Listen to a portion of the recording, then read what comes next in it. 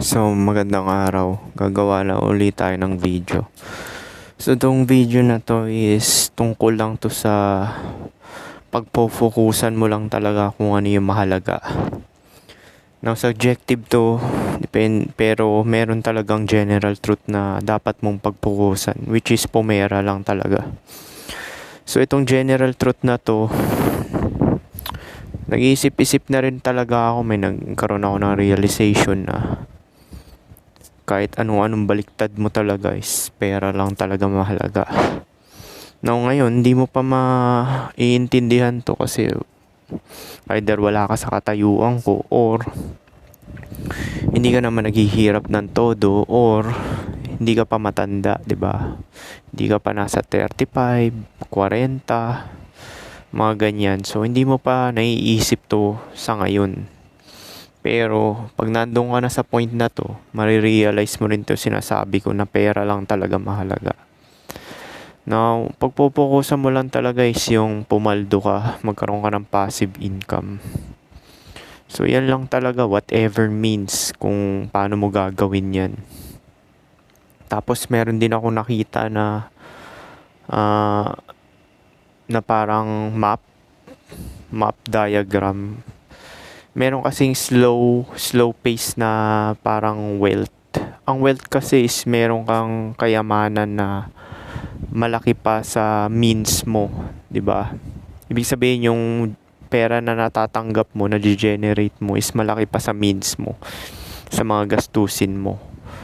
Yun mo, tsaka retired ka na. Ibig sabihin hindi ka na nagtatrabaho pero kumikita ka pa rin. So ano-ano ba 'to? Yan yung may mga properties na pinapaupahan, yung may pension, kuwari nag-police sila, tapos nag-retire sila ng 35, meron na silang pension na sa serbisyo nila. Ganun din sa Amerika alam ko eh. Yung ibang mga Amerikano, sa Amerika kasi parang, basta may tawag sila dun eh, yung veterans. Kuwari nag-edad ka na, nag-listing ka ng 18 years old, ng military ka sa Amerika, tapos nag-serve ka ng 15 years or 20 years, by 35 siguro. Kasi merong veterans na 35 na siya, hindi na siya nagtatrabaho. Tumatanggap na siya ng money from US, kahit saang lupalok pa siya ng mundo. Maraming veterans yan sa Pilipinas, mga military, tumatanggap sila ng pera na katumbas ng US dollar. Now, yan yung sinasabi natin na na passive income. Mga royalties, 'di ba? Yung mga pinopost mo na mga kanta, mga movies, mga online streaming, mga ganyan, binabayaran yan, kumikita ka pa rin. Kaya maganda yung creativity mo talaga, ilalabas mo rin eh. Ilalabas mo rin siya, ipapakita mo sa buong mundo. Para kung sino man maka-appreciate nun is willing magbayad. Pwede ka gumawa ng libro. Yung mga short pages lang, mga 100 pages, ganyan. Tapos sabay i-post mo sa Amazon, para yung mga ganyan. Basta any na valuable sa mga tao na magkakaroon passive. Pwede ka naman nanging-empleo ka. Kuwari, kumikita ka ng manager ka, kumikita ka ng 200k a month or 150k a month. Tapos inipon mo. Which is yun yung slow, di ba? Meron kasi ibang mayayaman na kagaya ng pagdodoktor, abogado. Kaso, may physical appearance kasi sila dun eh. Ibig sabihin, walang input, wala silang output na binigay, walang pera. Malaki nga kumita yung doktor, kaso nga lang no work no pay, 'di ba? Jack up nila yung presyo pero no work no pay. So hindi pa rin siya maganda. Yung mga online streamer okay din yun kasi no work no pay sila sa ngayon, 'di ba? Pero pagkatagalan nun, nagge-generate na rin yun as royalties yung mga pinopost nilang video. So, pagpukusan mo na lang talaga kung ano yung mahalaga eh. Sa pag-approach naman, di ba? Kuwari gusto mo magkaroon ng experience, may mabembang. Dalawang way lang yan, mag-approach ka or bumili ka na lang, di ba? Magbayad ka. So, pagpupukusan mo na lang. Ako, nag-approach ako kasi social development ko lang naman yun. Tsaka hindi ko sinasadya na lumabas lang ng bahay para mag-approach. Papuntang supermarket, papuntang mall. Di ba nga lagi ko mga kunikwento, oh meron ako nakasabay sa elevator, kinausap ko. O, yung pauwi ako ng bahay, meron ako nakitang babae, kinausap ko siya. Tapos, in-approach ko, yung mga ganun-ganun lang. Tapos papunta ng supermarket, may mga babae na nakakasalubong mo. Kakausapin mo lang sila, approach mo lang sila, kakausapin mo. So, yun lang yung ginagawa ko, yung on the way. Hindi ko yung sinasadya talaga na, sasadyain ko para lang doon sa pag-approach para magkaroon ko ng bembang. So, tsaka, yun din yung kalakasan. Actually, advantage din talaga ng lalaki sa totoo lang eh. Kasi, meron akong mga na-approach din minsan na minor eh. Hindi ko kasi ma-distinguish kasi matured na ng katawan nila ngayon. Malaki pa ang katawan sa akin eh. Kaya nga hindi ko sabi ko, parang 19 na to or 21. Kasi ang laki ng katawan nila eh, lalo na yung mga puti. So, hindi mo ma-distinguish. Tapos pag sinabi lang nila yung edad, doon na lang ako sabi, okay, they have a good day na lang, ganun. Pero, may natututunan ako. Pag yung mga bata-bata pa pala, mababait sila, tapos jolly pa. Innocent nga, di ba? Jolly pa sila, tapos yung vibe nila, hindi siya threat. Pag mga bata-bata pa yung ina-approach mo. Pag matatanda na, parang kinakabahan ka mag-approach kasi nga may bugbog na yan sa realidad, batak na, diba? Tapos ang dami ng mga baggages. Yung bago mo pa lang sila i-approach, nararamdaman mo na yung vibe na parang hindi ka nila ka-level, mababatingin sa'yo, ganun, diba? Usually, yung mga kaedad ko na ina-approach ko, unang tingin pa lang ayaw na agad, di kayo entertain. Hindi ka gaya ng mga bata-bata pa. Mga bata-bata pa, mukha lang titingnan sa'yo eh. Pinost ko na to sa Facebook. Yung mga 25 pataas. Tangina, titingnan ka talaga, mukha hanggang paa. Pati sapatos mo, pantalon mo. Tapos biglang iiling. Sabay, i-ignore ka na tuloy-tuloy na maglakad. So, yun. Pagpokusan mo na lang talaga kung ano yung mahalaga, di ba? Kuwari, nagtatrabaho ka. Ba't ka ba nagtatrabaho? Para pumera. So, kung gagawin mo, papasok ka sa trabaho mo para magtrabaho lang talaga. Hindi ka nandoon para makipagkaibigan, gala-gala, kung ano-ano pang mga kabullshitan, kwentuhan, chismisan, di ba? So, ganun yung gagawin mo. Dati sa dati kong kumpanya sa Pinas, nakikipagkaibigan pa ako sa mga katrabaho. Dapat hindi mo gagawin yan eh. Kasi nga, uubusin oras mo yan, tapos i-disrespect ka pa. No? Tsaka, yun nga, walang mysterious, di ba? Hindi ka itatrato ng tama.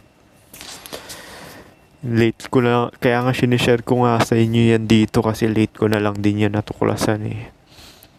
Naging seryoso lang naman ako na nun.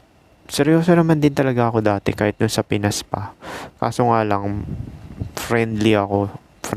Tahimik ako na friendly ngayon. Tahimik ako na hindi na friendly, di ba? Kasi nga, alam ko na ganun na yung power dynamics na i-exploit ka, i-take advantage ka ng mga tao.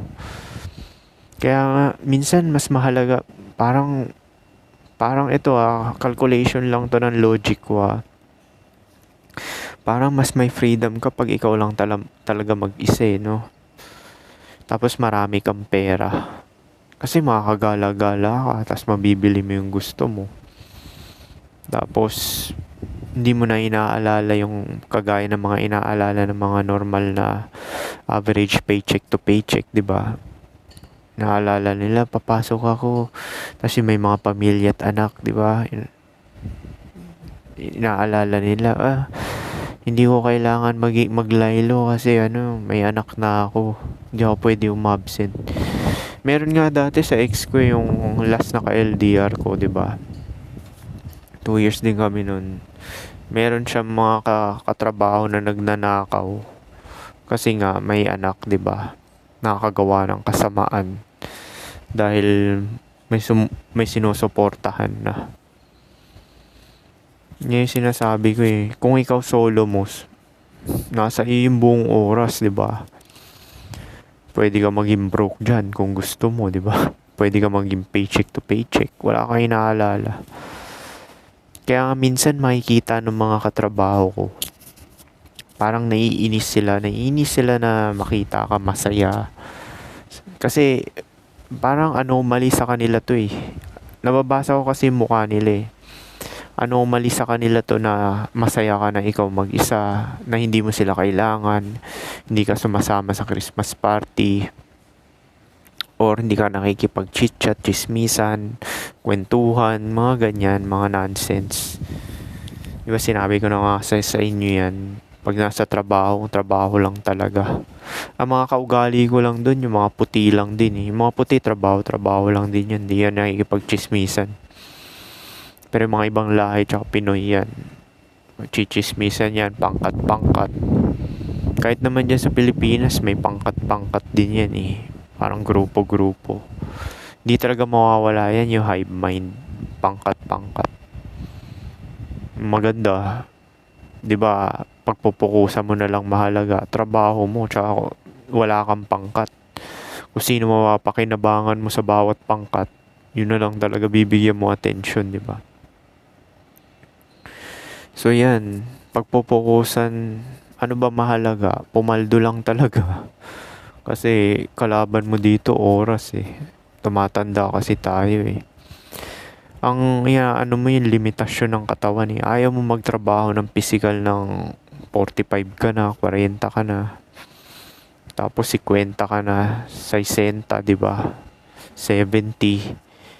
Tayo na pag wala kang pera talaga, wala kang passive, hindi mo na secure yan ng 20 ka, saka 30, bago mag-40. Hindi mo na secure yan, game over ka na, brother. Mag-business ka, pero ganun pa rin, mag-ano ka. Totodo mo talaga, imamax mo yung energy mo. Mas mahirap na katayuan yun, 40 ka, wala kang pahinga. Tapos naghahasil ka sa kalye. Di ba nga, hanggat buhay ka pa naman talaga may pag-asa. Yun nga lang, parang pahirap sa katawan na yun, di ba? Dahil matanda ka na, tapos naghahasil ka pa. Kahit sabihin mong business yan eh, matrabaho pa rin yan pag nag-uumpisa ka ng late na eh. Mas maganda talaga kung bata-bata ka pa lang, 20 ka pa lang, tsaka 30, marami ka pang energy. Dun mo i-focus yung ano. Meron nga ako nakita sa post ni Bugoy. Yung iba focus lang sa pera pero hindi sa babae. Aminado naman ako na okay, maganda talaga pagsabayin. Nag-gather ka ng skills sa lahat-lahat. Sa health mo, sa pagpapapera, tsaka sa babae. Pero yung sinasabi niya, yung iba daw, hindi raw maka-attract ng babae or walang nagkakagusto sa kanya, sa lalaki. Yun yung post niya, di ba? Sa isip-isip ko, kahit naman walang magkagusto sa iyo, basta may pera ka, magiging masaya ka pa rin talaga eh. Titingnan mo na lang yung may mga girlfriend, may shota, tsaka may asawa na bubuhayin mo yun eh. Tsaka codependent kayo eh. Hindi nyo marireach yung maximum potential nyo dahil dalawa kayong naglilimitahan sa isa't isa, 'di ba? Syempre pag may mga kasama ka, 'di ba? Parang nalilimitahan ka rin 'yan dahil inaalala mo pa siya, 'di ba? Kung solo lang, pag na-reach mo yung todo paldo, ikaw lang mag-isa, solo mo yung pera mo, 'di ba? Yan yung sa Machiavellian eh, sinabi nila, pagka solo ka, mahirap siya sa umpisa, pero pagka nagbunga na yung pinaghirapan mo, solo mo yung credit. Wala kang utang na loob sa ibang tao, wala kang utang na loob sa girlfriend mo, sa asawa mo, sa mga kung sino-sino pa kasi brinik by brick mo siya na mag-isa eh. So parang yung ginagawa ko ngayon, binik by brick ko to na mag-isa solo.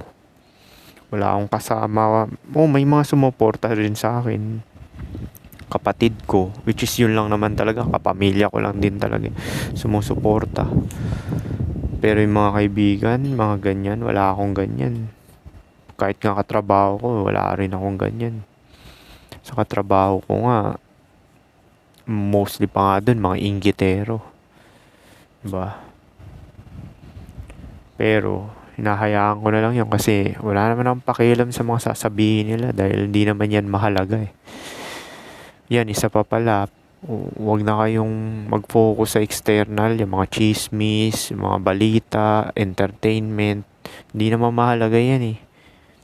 Lifestyle ng ibang tao. Kasi magkakaroon ka pa ng comparison. Tapos, na-clouded pa yung utak mo kasi na-installan ka pa ng program na hindi naman mahalaga sa'yo. Diba?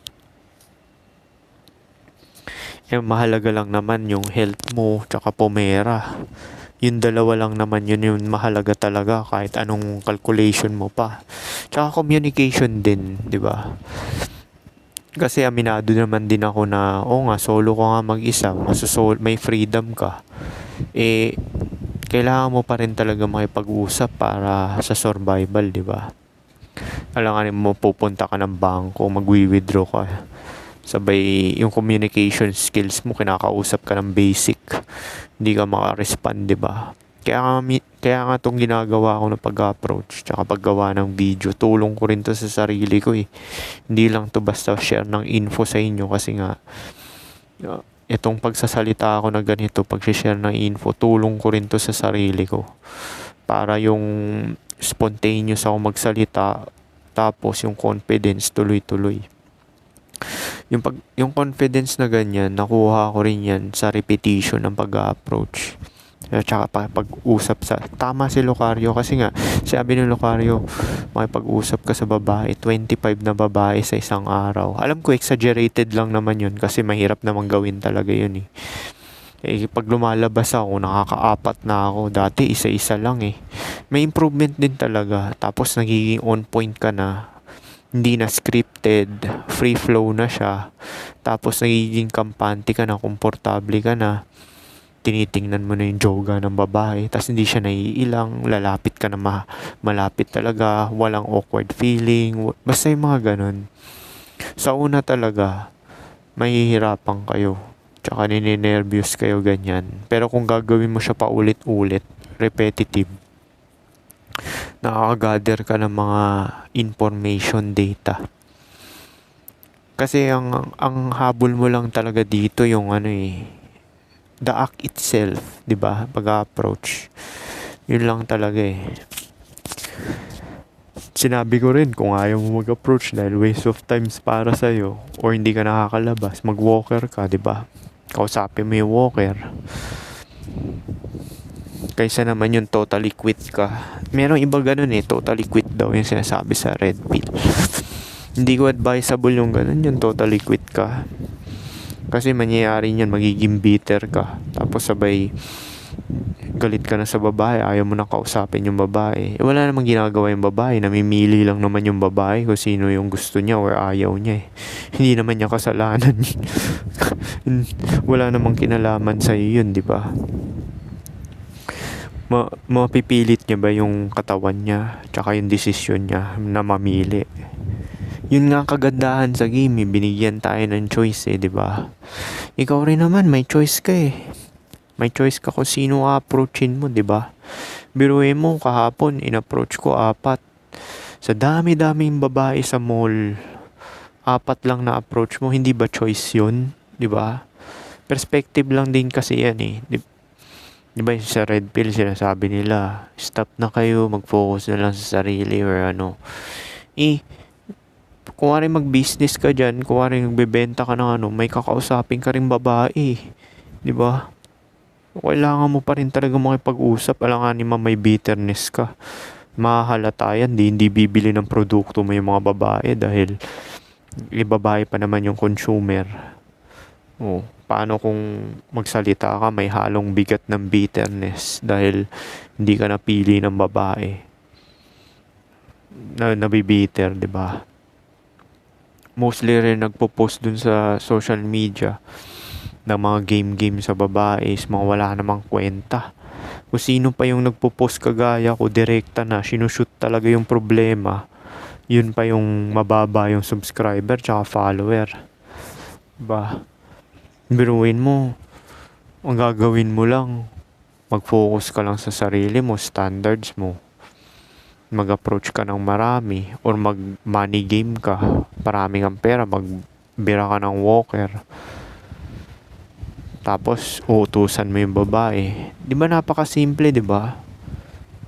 Hindi ka ma-manipulate or maluloko ng babae dahil siya papasok sa realidad mo, nag-numbers game ka eh. Hindi mo pinilit yung babae.